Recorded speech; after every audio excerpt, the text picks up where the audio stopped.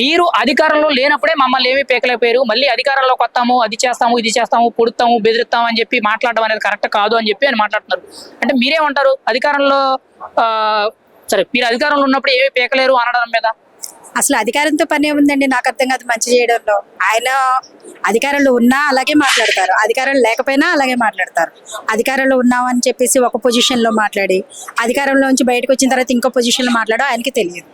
మరి పవన్ కళ్యాణ్ గారు ఇటువంటి మాటలు మాట్లాడడం మీద వైసీపీ ఇప్పుడు తీవ్ర అభ్యంతరం వ్యక్తం చేసి పవన్ కళ్యాణ్ రోడ్డు దురుసుగా మాట్లాడుతున్నారు, అహంకారంతో మాట్లాడుతున్నారు అని చెప్పి విమర్శలు చేస్తున్నారు. నిజంగా పవన్ కళ్యాణ్ గారి మాటల్లో తప్పుందా?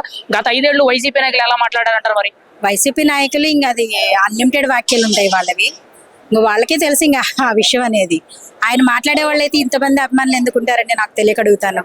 ఈ అభిమానం చూస్తేనే తెలుస్తుంది అసలు ఆయన ఎలాంటి వాడు ఏంటి అనేది. చూసినా సోషల్ మీడియాలో కూడా వైరల్ అవుతూనే ఉన్నాయి ఆయన చేసే పనులు ఏంటనేది, ఎవరికి ఎంత మంచి చేస్తారు, ఎవరితో ఎలా మాట్లాడాలి ఏంటనేది, డిగ్నిఫైడ్గా ఉండడం కానీ, మహిళలకు మర్యాద ఇవ్వడం కానీ, ఇంకేమైనా సరే ఆయన తర్వాత ఏదైనా మేము అనుకుంటాం అంతే తప్ప రాజకీయంలో ఉన్నాడు కదా మేము ఆయనకి సపోర్ట్ చేసి పక్కన వాళ్ళు వచ్చారు కదా వాళ్ళకి సపోర్ట్ చేయడం మాకు తెలియదు.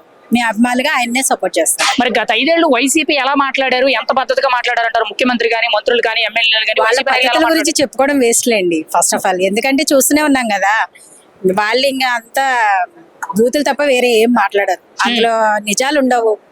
ఏదైనా సరే ఎక్కడో ఒక చిన్నది, అది తప్పైనా ఒప్పైనా సరే ఏదో ఒకటి తీసుకొచ్చి ఫస్ట్ ఆఫ్ ఆల్ మేము విమర్శించాలి అవతల వాళ్ళ పార్టీని. మేము ఏదో ఒక తప్పు చూపిస్తే అది ఎప్పటికైనా కానీ వాళ్ళకి ఒక మైనస్ మార్కింగ్ గా ఉండాలని చెప్పేసి వీళ్ళు ఏదో ఒకటి ఎత్తుకొస్తుంటారు, అందులో నిజం ఉండదు.